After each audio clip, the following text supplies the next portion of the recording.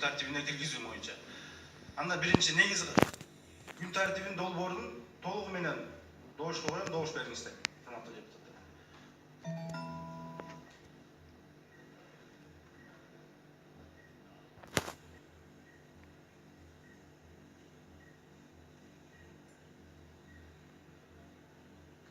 Макул 74, каршы 2, баары 76, катталды 96. Күн тартиби толугу менен кабыл алынды. Эми урматтуу депутаттар, бир мыйзам долбоору боюнча талаш тартыш болду.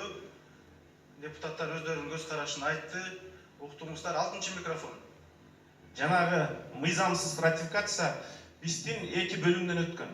Анализ жанагы юридикалык бөлүмдөн. Добуш бериңиздер. Күн тартибине киргизүү боюнча.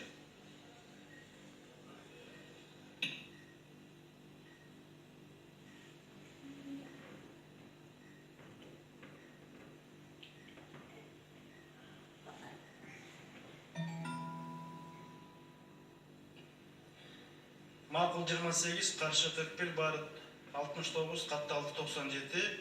Мыйзам долбоору күн тартибине